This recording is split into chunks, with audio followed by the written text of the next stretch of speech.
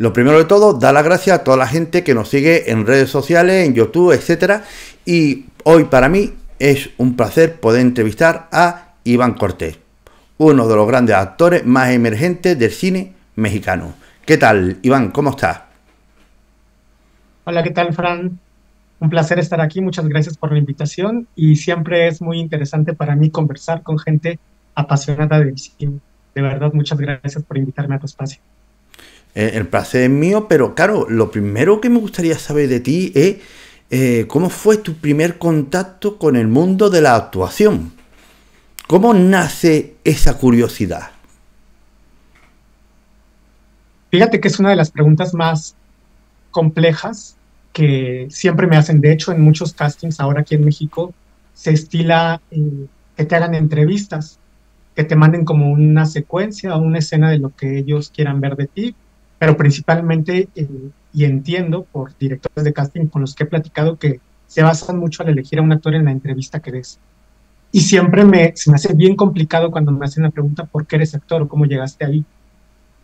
Si te soy bien honesto, no tengo claro cómo llegué, porque vengo de una familia muy común, una familia en donde el arte lamentablemente no era como una prioridad y tampoco estaba tan cercano.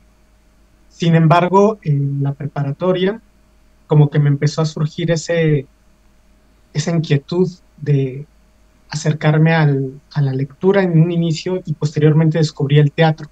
Mi raíz es el teatro. Entonces, quise entrar a una escuela de actuación, una escuela que es de la UNAM, muy complicada para entrar, y me dijeron, oye, no te vemos muchos indicios de que puedas entrar ahí, pero si te quedas y si logras entrar, puedes estudiar actuación. Me lo dijeron mis papás. Tenía 17 años. Fui, hice mi aplicación, pasé los exámenes, quedé. Y es ahí, a partir de que me quedo en esa escuela, en donde yo digo, creo que puedo funcionar y empiezo a conocer ese mundo porque para mí fue un descubrimiento total y es donde veo que sirvo para actuar. Y es donde ya me enamoré y ya continúo hasta el día de hoy después de 20 años. Pero claro, pero aparte de estudiar ahí, seguro que has tenido que aprender haciendo cosas autodidactas, cortometrajes, etcétera, o también obras de teatro, etcétera. Sí, sí, yo creo, diste un concepto bien interesante. Yo pienso que una de las cualidades que tiene que tener alguien para ser actor es ser curioso. Yo, cuando termino la carrera, me doy cuenta que en realidad mi camino de actor apenas iniciaba después de haber estudiado 5 años en un conservatorio de actuación. ¿Por qué? Porque la actuación va ligada al entendimiento de la vida.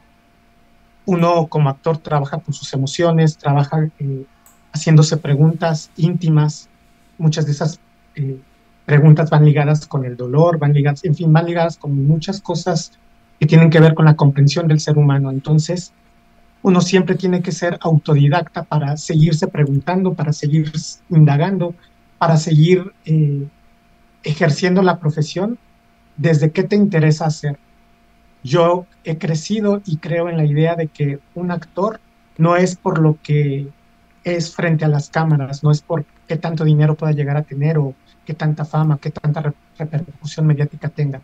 Para mí la importancia de un actor radica en que él tenga claro qué tipo de arte le interesa compartir con la gente, qué preguntas se hace, qué tan honesto es con el discurso que plantea con el otro, con el espectador o con quien, sí, a quien dedica ese trabajo.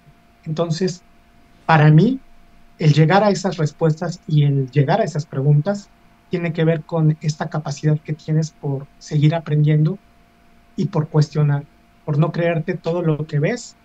Una maestra que conocí en la universidad que me voló la cabeza, que se llama Esther Selkrom, se llamaba más bien, nos decía, ¿qué tanta hambre tiene tu alma, no? Y esa frase se me quedó tatuada. Para mí, un actor que pierde el hambre es un actor que está dedicado a no crecer. ¿Y qué importancia tiene para ti la dramaturgia? Yo creo que es vital. Un buen texto o un buen guión parte de esto, ¿no? De la idea del otro, de qué tan claro, qué tan propositiva sea la manera en que él entiende una historia y cómo la plantea. De pronto a mí me pasa cuando leo ciertos guiones o cuando me presentan ciertos textos que yo veo que son buenas ideas, pero que no están tan contundentemente desarrolladas a nivel de dramaturgia o de estructura dramática, Vale, ¿no? ¿a qué te O que refieres? se pierden. ¿Pero a qué te refieres?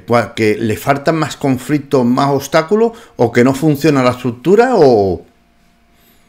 Puede ser las cosas que mencionaste, puede ser que hay personajes muy fuertes y que están planteados muy sólidamente en las primeras secuencias y que se van diluyendo y que uno ya no termina de entender cuáles fueron Claro, pero las veo que en motivaciones. ese momento es que lo que pasa es que realmente empiezo muy bien, pero digamos que el segundo acto no funciona bien porque no tiene obstáculos, etcétera, y lo peor que puede ver es cuando un personaje todo lo consigue fácilmente, no hay un conflicto. Sí, sí, sí, sí. Que el conflicto se diluye o que de pronto, no sé, el personaje está desarrollado en determinado contexto social y secuencias más adelante ves que lo que él dice o lo que él hace no corresponde a su origen, a lo que te plantearon al principio, ¿sabes? Pero de una manera no, ¿cómo explicarlo? No a partir de la contradicción, porque todos somos seres contradictorios, sino a partir de la traición y de la poca profundidad y entendimiento que el autor tiene de esos contextos. O directamente a lo mejor el guionista ha escrito unos personajes, pero realmente no sabe de lo que está hablando.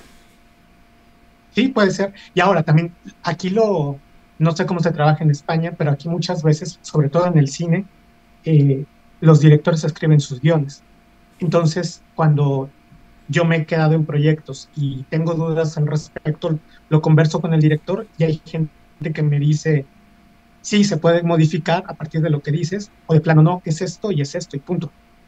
Pero también la complicación viene cuando el guión es de otra persona y lo dirige cierto director o directora.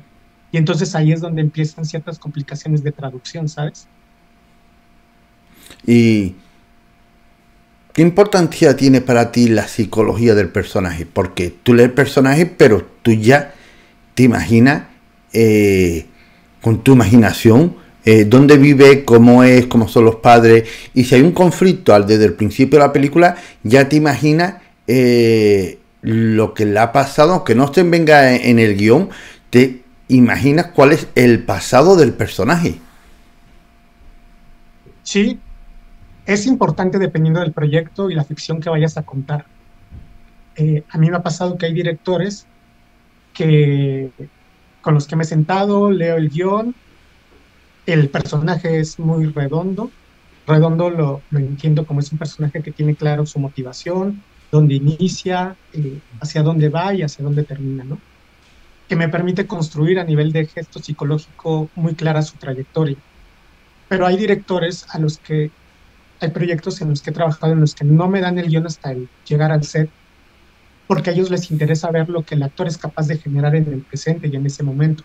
Y Eh, también porque son personajes, digamos, que eh, su trayectoria o su aporte en la cinta tiene que ver más que con que el espectador vea a ese personaje, la función que cumple para contar la totalidad de la historia.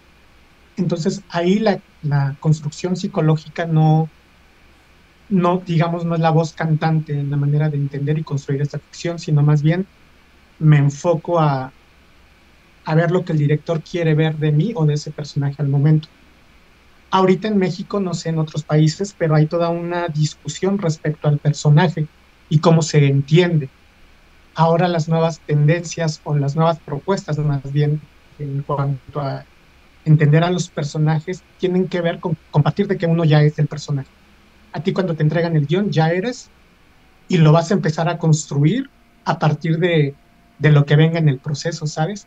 Ya no me interesa tanto como esta antigua escuela de la psicología, que ahora, para mí me ha funcionado y para mí hay cosas bien valiosas de ese aprendizaje, pero también me estoy abriendo esta nueva posibilidad de llegar a un set, no conocer el guión y dejarme descubrir por lo que va sucediendo día a día. Porque es cierto, los personajes tienen cosas de los actores, aunque nosotros como actores las desconozcamos, y un director o directora nos ayuda a descubrirlo.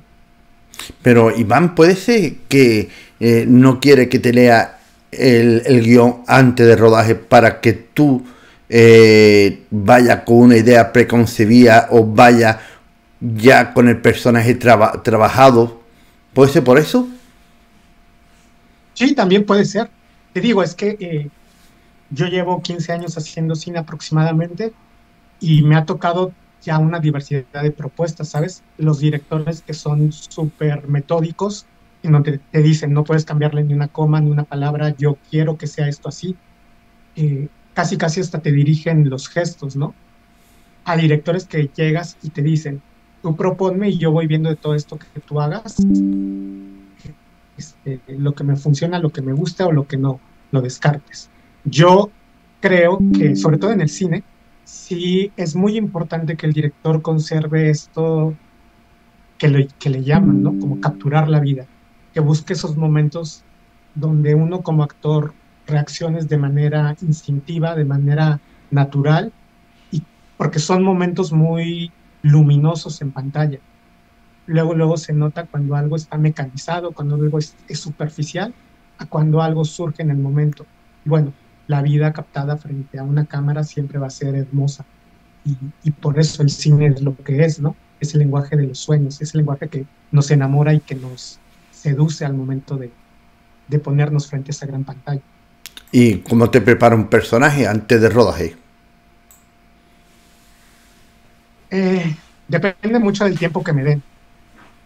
Un poco lastimosamente a veces hay, en México se batalla para conseguir presupuesto, entonces no tenemos mucho tiempo de preproducción. Luego hay que sumarle que las agendas de toda la gente también es complicado ponerse de acuerdo. Entonces, cuando ya se decide hacer la película, muchas veces no hay mucho tiempo. A mí lo que me gusta y lo que yo he intentado hacer en la mayoría de mis rodajes es, cuando me dan un guión, yo me siento, estudio mis secuencias y elaboro una línea de tiempo en donde voy anotando cómo yo pienso que evoluciona el personaje. Llego a mi primer lectura con esa línea del tiempo y la voy compartiendo con el director y él me va diciendo qué tan acertada es mi lectura sobre eso. Eso en general es como yo me preparo antes de iniciar un rodaje. Si hay que modificar mi persona, el pelo, el peso, la manera de hablar, pues también se va trabajando con el director en esas lecturas previas si es que las existen. Y al momento de que inicia el rodaje, yo me suelto y me permito abrirme a lo incierto y también a lo rico que es vivir un rodaje, ¿no? Porque justo la creación se complementa con cuando te encuentras con el otro, con los demás compañeros, con el crew, con el staff. Y no sé, ahora me viene a la idea y a la mente un recuerdo del rodaje que hice de El Traspatio, que se filmó en Ciudad Juárez, que yo tenía una idea, mi personaje vivía en el desierto y yo tenía una idea de cómo era vivir en el desierto. Pero no fue sino hasta que estuve en la locación y me di cuenta de lo que era estar en el desierto, sentir esa temperatura, sentir la arena y vivirlo, que es que obviamente todas esas ideas que yo había creado en mi imaginación, pues palidecieron y unas se descartaron, ya cuando estuve en la locación que me dio otras cosas, ¿sabes? Entonces, yo siempre estoy abierto en el rodaje a las modificaciones que puedan surgir a partir de lo que ocurre en el momento, con los otros actores o con el director. Vale. Y cuando está rodando, ¿utiliza algún tipo de método? Porque imagino que hay métodos como es jugar con la imaginación, puede ser, tú hay momentos que son dramáticos, intenta tirar de ese dolor que tiene interior, esa carga emocional para poder sacarla, o también jugar con el cuerpo y también algunas veces saber cuando estás con tu compañero, dar la réplica, decirlo sin que sea como decirlo como un papagayo. Sí, bueno, justo parte de cuando yo analizo la línea del tiempo y reviso las secuencias que voy a hacer, también me doy cuenta si hay escenas, qué tipo de escenas me va a pedir el guión, ¿no? Me va a pedir los proyectos. Hay escenas, cuando existen escenas de rompimientos emocionales o muy cargadas emotivamente, yo sí soy de los actores que busco mi espacio me concentro, escucho música que me lleve a ciertas atmósferas, a ciertos estados de ánimo, eh, y busco como estar lo más concentrado y lo más como hacia adentro, como en contacto con con mi intimidad, ¿no? Y construyendo obviamente los recuerdos de ese personaje por lo que lo llevan a estar así. Eh, no sé si hay son escenas como más relajadas.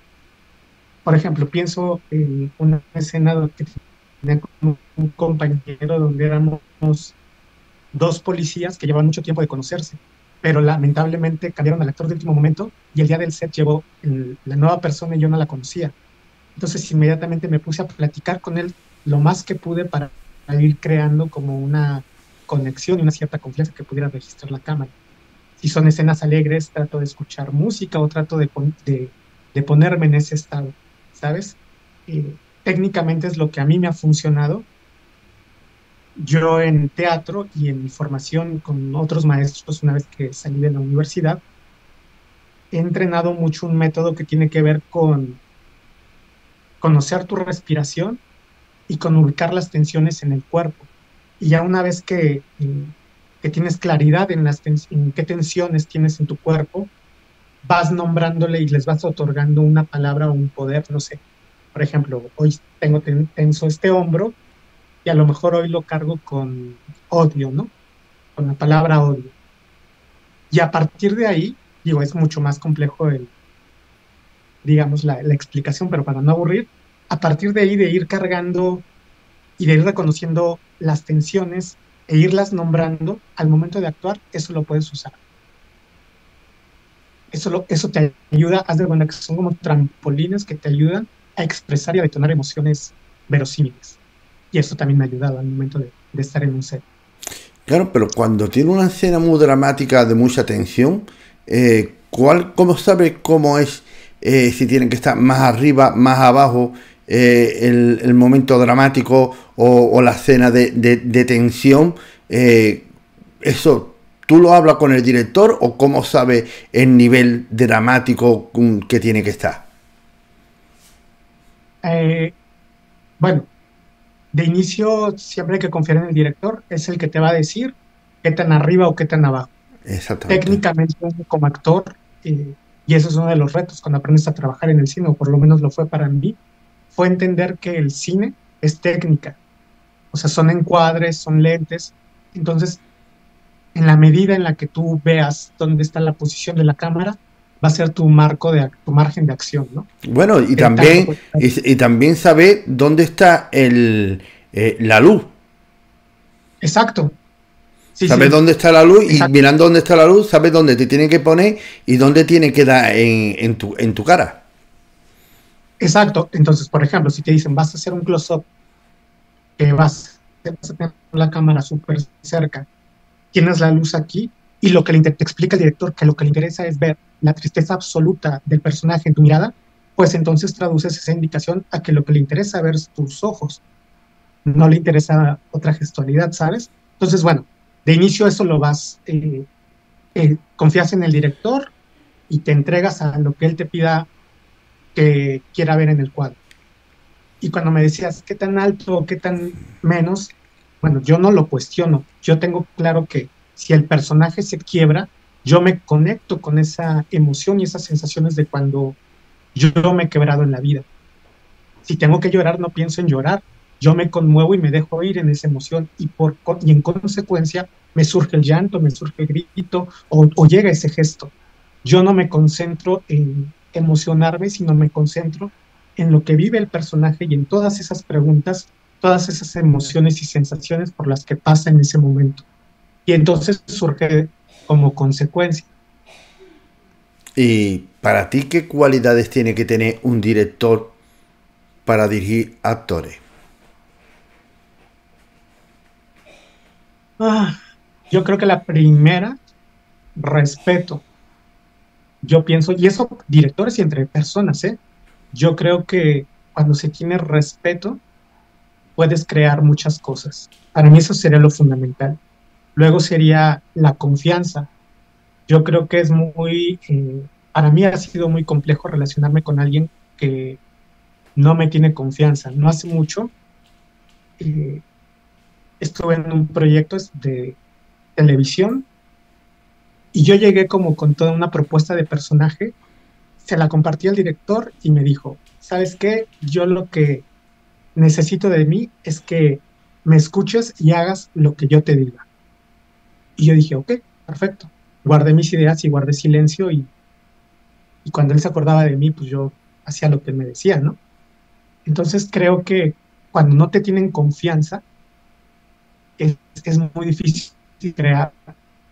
Para mí en teatro o en cine, la confianza tiene que ver con el respeto y con saber que somos seres creativos, que cuando uno se pone y se ubica en el terreno de la creatividad, te conectas con lo más sensible y lo más frágil que hay en ti.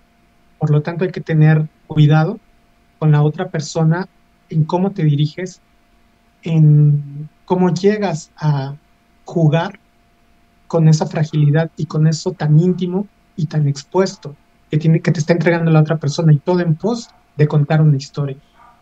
Y bueno, como tercer punto sería que, que sea un director que no tenga miedo al momento de rodar, que aunque quizá en sus adentros él no sepa qué es lo que quiere ver o hacia dónde va, que no me deje saber que está temeroso, ¿sabes? Sino que él me invite a experimentar y a seguir creciendo con él. Y imagino que lo que más has escuchado en tu carrera ha sido el no. Háblanos de todas las veces que has ido a un casting y escuchar el no y cómo tener esa convicción y no dejarte llevar por el no y crearte tú mismo un diálogo o ponerte excusas para tú mismo hacerte auto boicot, porque cuando te dicen no es muy fácil poner excusas, pero veo que en el momento que tú te pones excusas realmente lo que estás haciendo en tu vida es hacerte auto boicot, es decir, abandonarlo. Y sí, sí, bueno, quien sea actor o quien se quiera dedicar a la actuación debe de entender que es una carrera que se basa en lo incierto y que para que tengas un sí, detrás hay 10 nos. Y 400 no. Es algo con lo, exacto. Entonces es algo con lo que hay que aprender a lidiar. Y en mi caso, yo entendí que yo no quiero ser actor para darle gusto a nadie, ni siquiera a mí. Que yo soy actor porque me vino una vocación que a veces no la entiendo, pero que me hace seguir de pie y me hace seguir construyendo mis proyectos, que me hace seguir encontrando la gente con la cual puedo seguir desarrollando mis ideas. Y, y a la larga yo pienso que el camino del artista es un camino que está ligado como con la verdad de lo que uno vino a hacer a la vida, ¿sabes? Yo siempre he rechazado ser una persona, o bueno, eso me gusta creer, ¿verdad? Yo he rechazado la idea de que vengo a la vida nada más como de paso. Yo quiero entender de verdad qué significa estar vivo en su plenitud. Y para mí la manera de entender la vida es la actuación. Entonces, por supuesto, sobre todo cuando yo inicié, te digo, muy joven, en mis 20 años, eh, a veces era rudo enfrentarte al no. A veces era rudo porque ese no significaba que pues, ya no tenía para pagar la renta, que inclusive ya no tenía para comer, ¿no? Pues, por supuesto, esos primeros no eran duros, pero ya ahora, ya a mi edad, a mis 40 años, la verdad es que ya no estás para responder las expectativas de la gente. Y más bien uno a veces, con el tiempo, logras entender que a veces esos nos te iban a llevar a lugares donde tú no querías estar o que te alejaban de tu discurso artístico. En algún momento a mí me ofrecieron hacer una serie muy comercial y yo cambié ese proyecto por irme a dar funciones a comunidades marginadas en mi país. Y no sabes la cantidad de gente que me dijo, pero tú estás loco, ¿por qué estás yendo en el camino opuesto? La gente quiere eso que a ti se te está ofreciendo.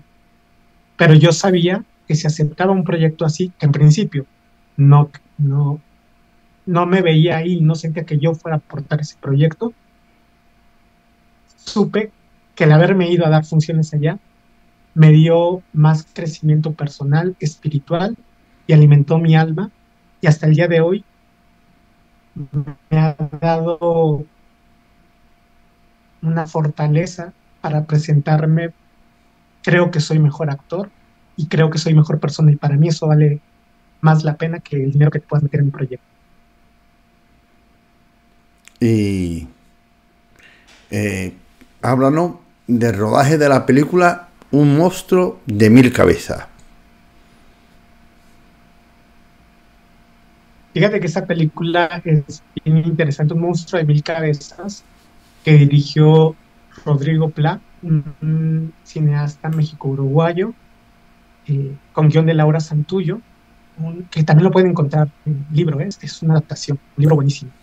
Es una cinta en donde la protagonista, interpretada por Hannah Ralul, me parece la actriz, es una mujer que va en contra de las corporaciones. No le quieren pagar su seguro médico, que ha pagado toda la vida, y entonces se mete a averiguar por qué no, por qué sucede esto. Y la particularidad de esta película es que todos los demás actores, que somos, me parece como unos 14 15 actores, construimos una voz coral del, de lo que sucede. Entonces todos los personajes están nombrados como hombre en bata, hombre policía, mujer recepcionista. La única que tiene nombre en el guión es ella, su hijo, y me parece que hay otro personaje que no recuerdo. Pero la verdad es un rodaje muy, muy interesante porque mi personaje era un hombre que trabajaba en urgencias médicas, entonces me tocó estar en una unidad de terapia intensiva, de verdad. No sabes, yo nunca, obviamente, gracias a Dios, había estado en algo así, pero se sentía una vibra muy fuerte, eh, y es ahí donde te digo que el cine a mí me ha llevado a descubrir lugares, pues que de otra manera jamás hubiera conocido, ¿no? Supongo. Eh, Fue un rodaje en donde, ese fue uno de los proyectos, por ejemplo, en donde Rodrigo Plano me entregó únicamente las secuencias que yo iba a filmar, pero no me entregó todo el guión. Entonces fue como para mí interesante por primera vez, porque fue el primer proyecto que se me planteó así, ir construyendo la ficción día a día. Y entendí después que, claro, pues eran personajes que el personaje de Sonia conmigo se conocía en la pantalla, se conocían en ese momento, entonces no había como necesidad de construirles una historia previa, sino de ver cómo funcionaban estos desconocidos también en la realidad, en pantalla. Fue una experiencia muy linda y fue una película que la verdad tuvo un recorrido muy prolífico, por así decirlo, internacionalmente. Se estrenó en el Festival de Venecia. Ya, Entonces, pues yo estoy muy felicidades, eso ya es clase A, vamos, festival de los más importantes. Sí, la verdad es que yo estoy muy contento y orgulloso de que los proyectos en los que he estado han tenido un reconocimiento con el público y también a nivel de crítica. Y creo que eso tiene que ver con la suerte, pero también tiene que ver con el rigor con el que yo he elegido y he construido mi carrera. Porque después has trabajado también en series como La hija pródiga, César, Tres familias, Educando Nina, Rutas de vida, El último rey. Pero ¿qué diferencias ves a la hora de trabajar tanto como actor en una serie de televisión y en una película? ¿Hay diferencias o allí en México todavía las hay? Sí, sí hay diferencias. Eh, bueno, de inicio yo diría que yo el cine que he hecho ha estado ligado con el cine independiente o el cine que autoral, ¿no? Como le dicen ciertos críticos. Por ejemplo, trabajé con Michelle Franco en Las hijas de abril, que es otro proyecto que Hostia, también se estrena en Cannes, felicidades. ¿En cuál y estuviste? ¿La hija de abril con Emma Suárez? con el Mosca, exacto. Vale. Acá decimos con tu panzana. Ajá. Ok. Que fue bien loco, imagínate, yo estudié una película de Emma en la universidad, y cuando la vi una vez saliendo del camper, pues fue un sueño, ¿no? Es decir, hasta dónde me ha llevado la vida de actor. Y la diferencia que yo encuentro entre la televisión que he hecho y el cine el que me han invitado es el cuidado que tienen con los productos. Por ejemplo, con Michel Franco es otro de los que trabajemos escenas en el set, escenas improvisadas. Él me preguntaba mucho, ¿tú qué opinas del personaje? ¿Aquí cómo lo ves? ¿Tú crees que diría esto o lo cambiarías de esta manera? Como muy abierto a lo que yo proponía respecto al personaje. Por ejemplo, ahí mi personaje se llama Jorge y era un trabajador social y yo desde el casting me hice un gafete, ¿sabes? Bajé como la imagen, me hice un gafete de trabajador y llegué así al último casting. Entonces, él en cuanto lo vio dijo, es él. Es esto lo conecto con el respeto del que te hablaba. Si un director me pone a la par o me ve como un creador, creo que ya estamos del otro lado, ya estamos en un espacio de confianza para crear una ficción.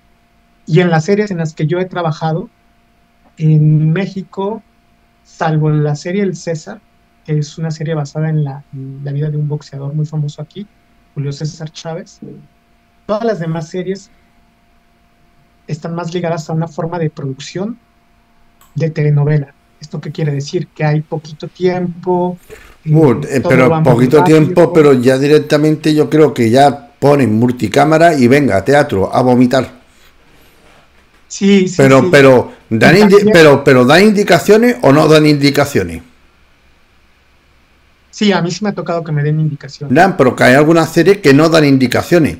Pero creo que cuando entra una serie de estas donde es directamente teatro y no da indicaciones, es una buena escuela porque el mismo actor Sí, sí, sabe que a la primera, si no lo haces bien, siguen rodando. Y al final es una buena escuela porque el mismo actor tiene que aprender a hacerlo solo, sin que le dé indicaciones.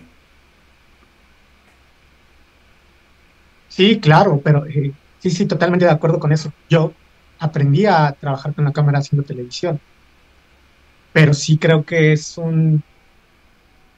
bueno, a mí me pasaba como actor, obviamente donde no estás tan afianzado en el tipo de actor que eres y todavía no conoces distintos procesos, que yo me la pasaba pensando en cosas de cómo resolver en lugar de concentrarme en lo que te decía, en qué noción, dónde está mi personaje, cómo me relaciono con los otros. Entonces creo que la atención se ubicaba en otras partes que esto que dices, ¿no? En realidad yo veo mis primeros trabajos y digo, ay Dios mío, nada más vomitaba el texto, pero es obviamente pues, porque estaba más pendiente de qué significaba tener una cámara o voltear esta cámara, voltear la otra, antes de clavarme en la circunstancia o la situación donde estaba el personaje.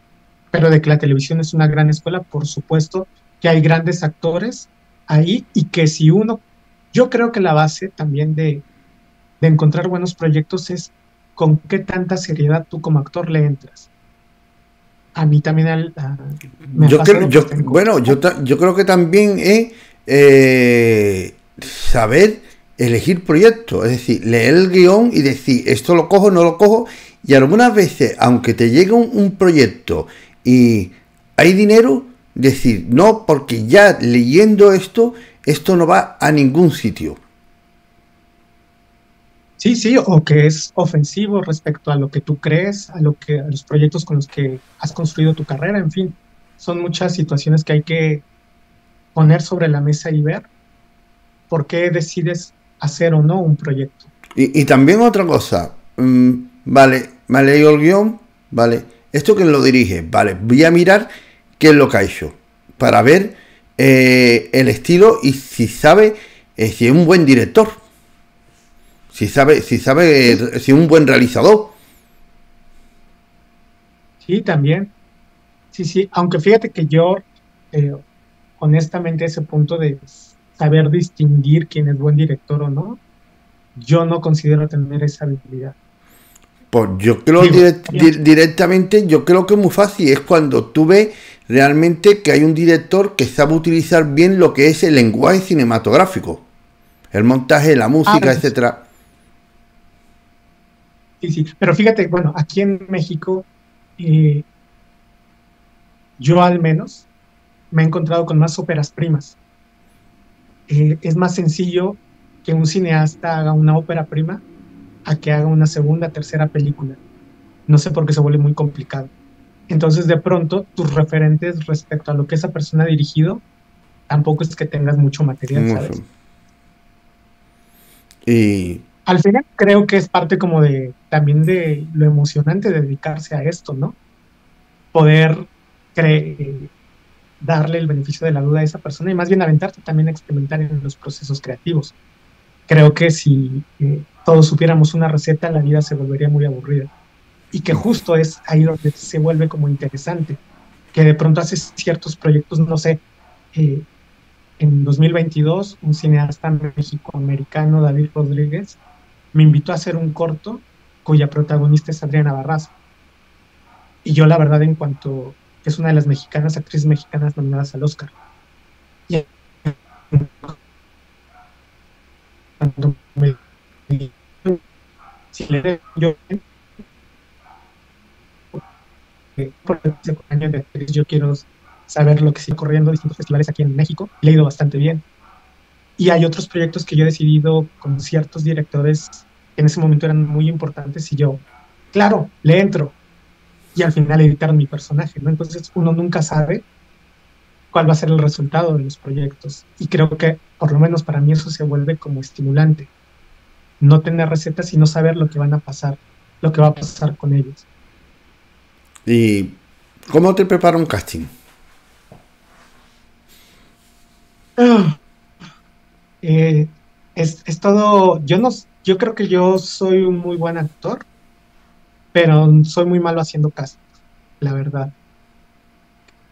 Me preparo leyendo la secuencia, he aprendido, por ejemplo, todo lo técnico que tiene que ver con una cámara, porque yo antes era de los que me pedían un casting y me grababa casi a contraluz y ya, ¿no?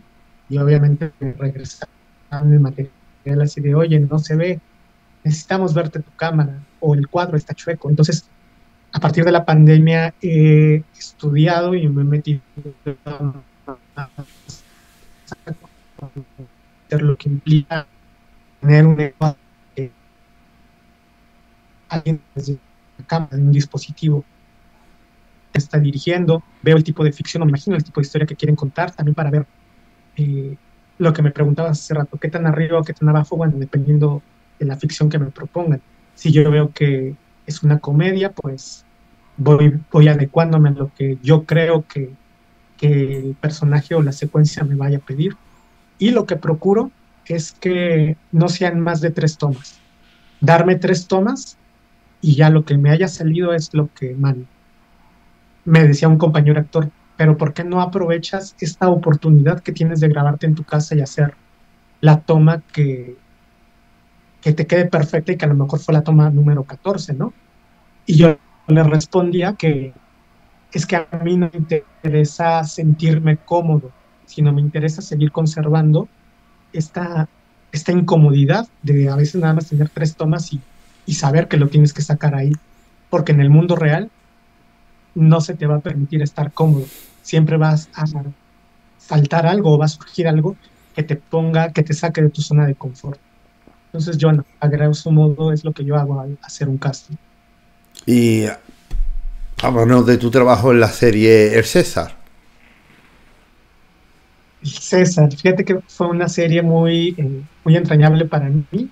El personaje que hice ahí se llama Zurdo Félix, que fue el entrenador de Julio César que lo descubrió en su infancia y que le dio como esos años de formación y ya después él se convirtió en la leyenda del box que es.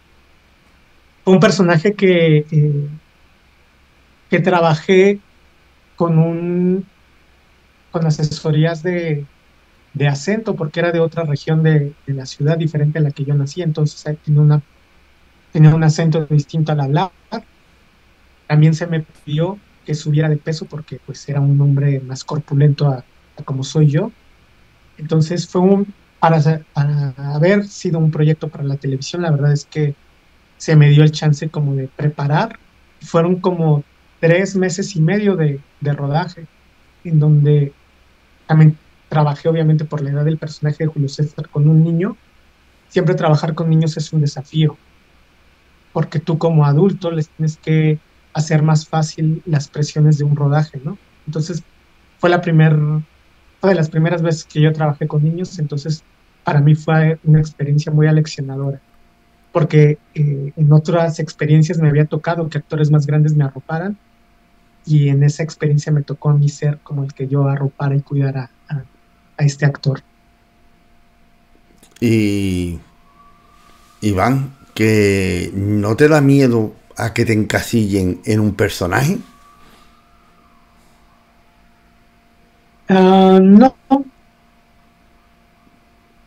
No, no. Yo creo que tiene, como todo en la vida, tiene sus virtudes y sus defectos. Yo tengo claro que en el medio audiovisual a uno le dan trabajo por lo que representas, ¿no? A nivel de imagen, cómo luces y cómo la gente identifica eso, con qué valores los arropa eso que están viendo. Eh, a mí no me preocupa que me encasillen, me preocupa el día en que yo deje de preguntarme y dé por hecho las cosas, en donde yo llegue a un set o esté en una obra de teatro y ya no sienta emoción, ya no sienta riesgo, ya no me pregunte cosas. Si me encasillan o no, esa es cuestión del afuera, del cómo me ven, y todos sabemos que eso es incontrolable.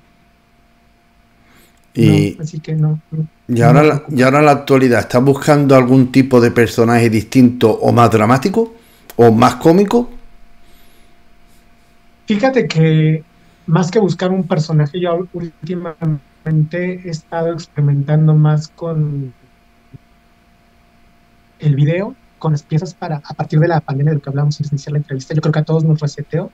Yo con la pandemia sentí que mi carrera se había acabado porque pues toda la industria audiovisual en México paró de Pero golpe. yo creo que paró a Mucha nivel gente, internacional, ¿eh? sí, y entonces yo descubrí que pues yo lo que sabía hacer era contar historias, pero pues a quién le importaba que contaran historias, ¿no? En un momento tan caótico y tan complejo como el que vivimos. Entonces, a partir de ahí, yo me empecé a cuestionar, bueno, ¿en qué otras cosas podría yo funcionar? ¿Qué hago de mi vida aparte a los 40 años? ¿No? Me sentía un poco perdido, y a partir de ahí empecé a estudiar temas de producción, temas que tienen que ver más como con las nuevas tecnologías.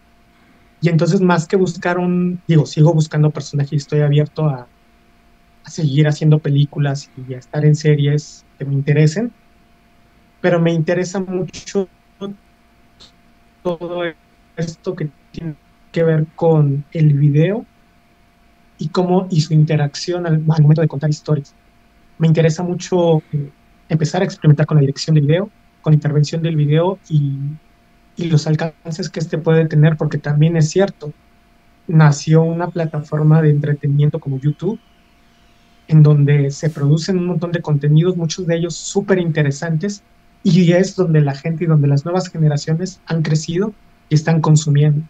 Entonces a mí me interesa explorar ese camino y pues ojalá voy a ver qué tan afortunado soy en ese sentido. Pues desde aquí te deseo toda la suerte del mundo con tus proyectos, con YouTube y con todos tus proyectos. Pero háblanos también de tu trabajo en la caridad y casi una gran estafa. Ahí fueron personajes muy breves. En La Caridad, que dirigió Marcelino Islas, en realidad es una secuencia, son partes. Eh, Fíjate que ahí la anécdota que tengo de esa película es que el actor principal con quien compartí escena, ese día de llamado falleció su madre. Hostia, y tuvo que Entonces, ir. no sabes, te digo que yo he tenido, el cine me ha confrontado con situaciones límite. Pues no sabes lo fuerte que era como pararte frente a alguien, porque obviamente a mí me lo avisaron, no sé por qué también, sigo sin entender por qué, pero bueno, me avisaron y un poco como de yo actuando, pero al mismo tiempo me sentía fatal de saber algo tan importante en la vida de otra persona y estarlo viendo que él en total ignorancia, ¿no? Entonces, ay, bueno, fue un rodaje, nada más tuve un día de rodaje, y fue muy estresante para mí. Y en casi una gran estafa es una película de comedia, es una de las poquísimas películas de comedia en las que yo he participado y la verdad me encantaría más experimentar ese registro, pero por alguna razón una vez un director me acuerdo que me dijo, es que tú tienes una cara y unos ojos muy tristes, entonces siempre te van a dar personajes que les van muy mal. Entonces, no sé si sea una realidad o no, pero no sé por qué no me llaman tanto para hacer comedia, pero me encantaría. Y la pasé muy divertido, fueron como 3, 4 días de rodaje. Ahí trabajé con una gran actriz y una de mis mejores amigas, Adriana Paz, entonces me la pasé muy contento trabajando ahí con él. Una pregunta, ¿la serie del César dónde se puede ver? Me parece que está por Amazon, ahí la deben de encontrar. Vale, y estas películas que hemos dicho que era la calidad y una gran estafa, ¿dónde se pueden ver? Esas, fíjate que no sé dónde las puedas encontrar, pero de las que hemos hablado, las hijas de Abril las pueden encontrar, me parece, en Apple TV y también en Amazon. El Traspatio, Backyard, la pueden encontrar en Amazon también. A nivel internacional, en México, lamentablemente, no sé si porque el tema sea de los feminicidios, no es una película fácil de verse aquí en México, pero internacionalmente por Amazon. Y Un monstruo de mil cabezas también debe de estar en alguna plataforma internacional porque tuvo un recorrido internacional. ¿Y cómo fue trabajar con Michel Franco? Muy bien, te digo que trabajar con él pues fue muy lindo, fue un director que desde el casting me brindó la confianza para proponerle, eh, sí, para proponerle, para que respetara mis ideas y para que construyéramos juntos al personaje. Pero, ¿qué cualidades tiene Michel Franco con otros directores con los que hayas trabajado? ¿Qué es lo que tiene especial? Porque claro, porque digamos Michel Franco está a un nivel que cada vez que hace una película es que gana un festival clase A. Estamos hablando de Cannes, Berlín, Venecia y hasta un nivel que está arriba del todo. Dentro del cine independiente está arriba. Conmigo, yo creo que su principal cualidad es que estaba interesado en escucharme. Realmente, eh, cuando se vive un rodaje, el director tiene mil cosas que resolver, ¿no? Y él siempre se daba el tiempo de irme, de preguntarme al momento de estar en el set, de cuidar y procurar que yo estuviera bien, ¿sabes? Y eso a veces es complicado porque, pues obviamente, entre tantas decisiones y tantas cosas que tiene que ver un director al momento de estar en un set, es complicado que se tome el tiempo, y no nada más conmigo, sino yo lo vi con todos mis demás compañeros, de decir, de escucharte y decirte qué necesitas, cómo ves al personaje, cómo lo entiendes. ¿Crees que esto lo estaría diciendo como está escrito o tú qué me propondrías? A mí me parece que es una gran cualidad que no cualquiera lo tiene y que supongo por eso su cine es tan personal y que te puede gustar o no, pero a mí me consta que él trata muy bien a las personas y eso me habla de que es una gran persona, ¿sabes?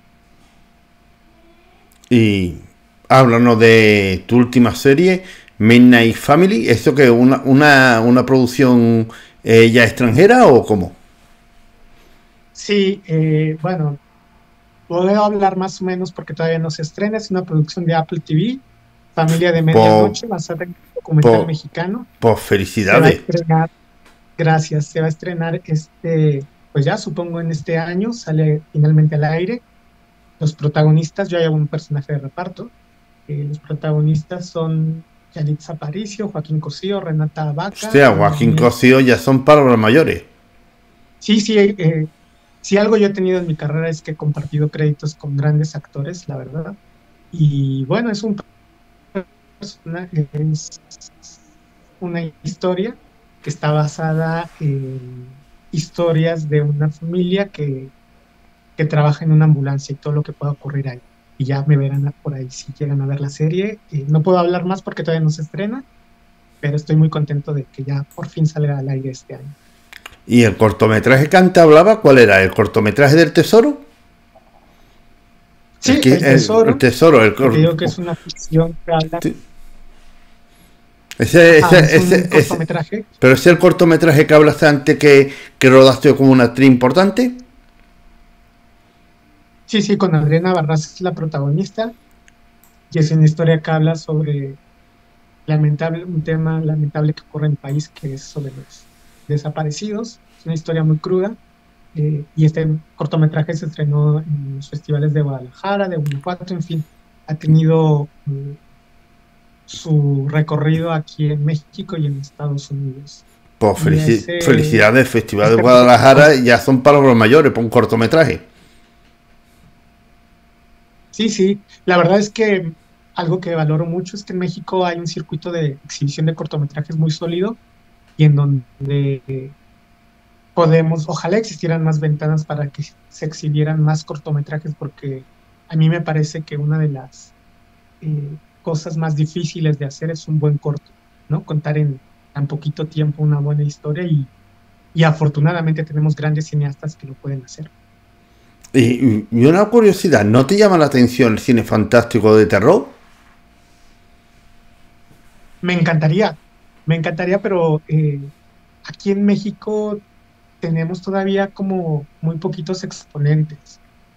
Bueno, Bueno, no sé. pero hay ya exponentes, ahí está Evan, hay ahora no me sale el nombre, pero hay más o menos unos nuevos exponentes del cine latinoamericano que poco a poco están llegando en sus países lejos y se están metiendo ya en Hollywood. Sí, sí, sí, pues ojalá, aquí estoy, así. Ojalá, Y ojalá. Te digo, es que, por ejemplo, una para mí de las... sí, sí, no he escuchado lo último que ha no, dicho, te no decía me he que para mí enterado. una de las... ya, te decía que una de las cosas más interesantes para mí que se me hace del cine es preguntarle a los directores, al final, ¿cómo eliges a un actor? ¿Por qué te decides por esta persona y no por la otra? Porque me contaba a veces un amigo director que él de pronto llega una película que hizo, eligió al actor con el que se sentía que se podía llevar mejor y no con el que hizo la mejor prueba. Y para mí como actor eso me voló la cabeza, ¿sabes? Porque yo diría que elegirías al que mejor entendió al personaje, ¿no? Y él me decía, no, porque yo no me imagino trabajar 4 o 5 meses con alguien con el que no me llevo bien o no tengo confianza. Pues sí. Y una pregunta que quería hacerte, una curiosidad, ¿alguna vez algún personaje que has interpretado ha sido para ti un proceso catártico? Si has tenido para interpretarlo, utilizar de carga emocional y si eso te ha servido para valorar otras cosas que tienen otras cosas más importantes que tú tienes en tu vida. Yo creo que sí, el personaje catártico, no nada más a nivel profesional, sino personal, fue el personaje llamado Putberto, que hice en la película Backyard el Traspatio, que dirigió Carlos Carrera. Fue un personaje que me llegó en un momento de mi vida donde yo no, yo hacía pruebas y no quedaba en nada. Y llega un punto en el que, digo, yo estaba en mis 20 años, yo decía, pues igual no funciono para esto. Yo creo que funciono, pero igual no pasa nada. Y yo sigo haciendo pruebas, me quedaba al final y no me elegían, ¿no? Cuando me da este proyecto que habla sobre los feminicidios en Ciudad Juárez y el personaje que yo hago es un personaje que se convierte en el antagonista de la película. Era un personaje que en un, estaba rodeado de grandes actores, de actores de mucho Pero imagino que renombre. hacía papel de narcotraficante o qué. No, no, Vale. Como está hablando sí, Ciudad es Juárez, digo yo. sí, no, es una historia muy linda. La historia se desarrolla en Ciudad Juárez. Son dos historias. un personaje de una policía llamada Blanca, que interpreta a Ana de la Reguera, que va a Ciudad Juárez a descubrir por qué están asesinando a muchas mujeres. Y en historia paralela son dos inmigrantes oaxaqueños, Juana y Cuthberto. Ella trabaja en una maquiladora, Cuthberto se hace novio de ella en la maquiladora y vemos cómo se desarrolla su historia de amor. Y al final estas dos historias se cruzan, no voy a espolear, pero se cruzan de una manera poco afortunada. Entonces mi personaje se convierte en el antagonista de esta película. Y fue catártico porque inicio, quien ojalá la puedan ver, porque son escenas, sobre todo las que van al final de la película, muy complejas. Para mí como actor, complejas técnicamente, son muy fuertes. Para poderlas hacer, yo tuve que prepararme, son como de esos procesos en donde das todo, ¿sabes? Si tú me dices, ¿en qué proyecto diste todo y te quedaste vacío? Fue en ese. Backyard el Patio fue un proyecto que me llevó al límite, que me exigió crecer como actor, y después todo lo que vino, porque esa película se estrenó en Toronto, Hostia, tuvo muchos felicidades. reconocimientos, En el TIFF. inclusive tuvo una nominación aquí en México a los premios Ariel, Hostia. de ser un desconocido que casi ¿Qué estuviste? ¿Qué estuviste? ¿Nominado a los Ariel? sí, nominado como mejor actor de Pues reparto. felicidades porque eso ya es el premio más importante de México. Sí, sí, pero personalmente para mí fue como ese voto de confianza que yo estaba necesitando de la vida, ¿sabes?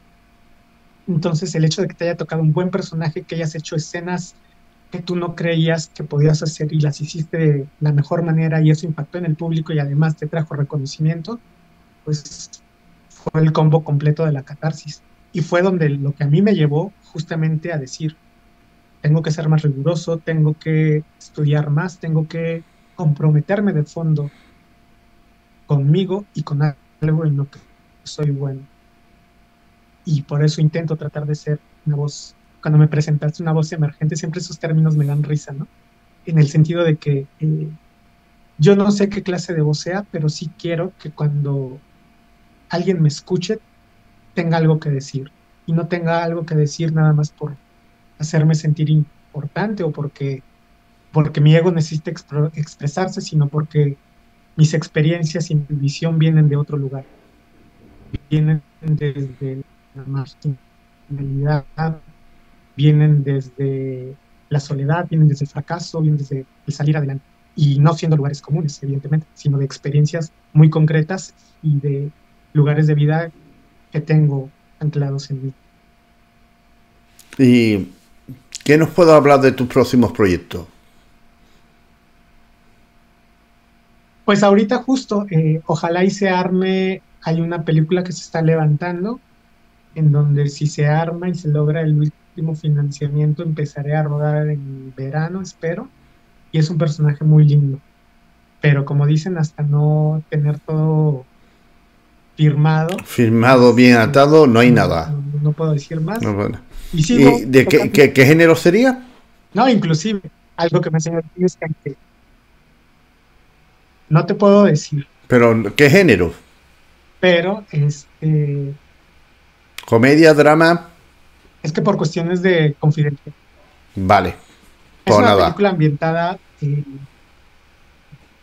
en México en los años 80, es lo más que Vale, puedo decir. vale. Y para terminar, ¿qué Sí. consejo daría a personas que se quieren dedicar al mundo de la actuación y al cine? Sobre todo al mundo de ser actor.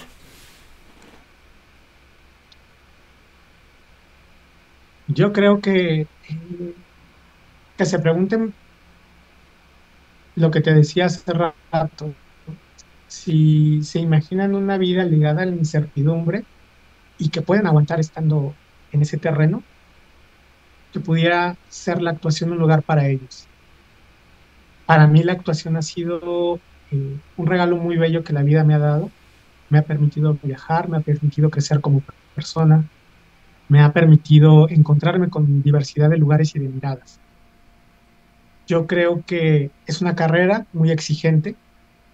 Si tú crees que te interesa ser actor, tienes que ser consciente que te tienes que preparar, que tienes que estudiar, que tienes que leer muchísimo, que tienes que ver mucho teatro, mucho cine, que tienes que estar abierto a experimentar el arte en tu vida. Y lo más importante es que si tú crees que habiendo hecho todo esto vas a lograr un resultado, tienes que ser muy consciente que aunque seas bueno, aunque tengas talento, aunque hayas estudiado, aunque toques miles de puertas, quizá estas no se abren en los momentos en los que tú quieras. Por lo tanto, debes de tener una coraza y un espíritu de guerrero. Si tú crees que esta carrera es por fama, por dinero, por otras cosas que no tienen que ver con averiguar qué es un ser humano, yo te diría que lo pienses y busques otra cosa. Pero si tu entraña, tu espíritu, tus ganas te dicen no, yo cuando me paro frente a un escenario o ante una cámara, siento que el mundo desaparece y siento que lo que digo es lo más importante que el mundo tiene que escuchar, entonces prepárate y busca buenos maestros para lograr ese sueño. Claro, pero también una cosa que veo, que es que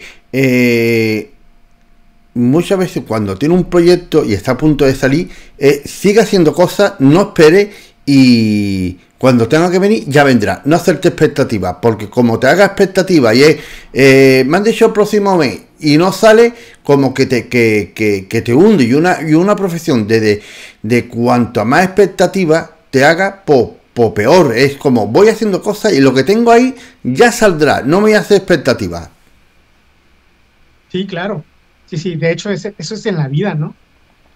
Renunciar a las expectativas e ir día a día construyendo tu camino. A mí siempre me da un poco pues me da risa, este, como decir, veo mi carrera hacia atrás, me siento muy orgulloso de ella y gracias a ella es que personas como tú se interesan en escucharme, invitarme a sus espacios, pero apagando la cámara yo regreso a seguir mandando currículums, a tocar puertas, a decir, oigan, aquí estoy, les interesa, oigan, tengo este proyecto y busco este espacio, vamos a armar este taller, ¿sabes? Si yo pienso, ¿no? Si yo me creyera cosas como de esto que hablas sobre las expectativas, quizá estaría sentado en mi casa esperando a que me llamen, pero en realidad no. Esta es una carrera que se construye día a día y para bien o para mal, eres recordado por el último proyecto que hiciste. Así puedas tener una carrera brillante de 10 títulos. Eres recordado por lo último que Por- hiciste. Y si lo último que haces es, no sé, algo que no estás tan orgulloso, bueno, pues siempre hay que trabajar por que ese último proyecto sea algo con lo que tú estés satisfecho y estés orgulloso. por Iván, desde aquí te quiero dar las gracias por aceptar la Ujú. invitación y que hayas compartido conmigo y con toda la gente que nos siguen toda tu pasión por el cine y te deseo toda la mayor suerte del mundo con tus próximos proyectos. Muchas gracias, Fran. Igualmente, y un placer estar aquí encontrándonos con gente apasionada del cine y toda la suerte también para tus proyectos. Muchas gracias. Pues muchísimas gracias.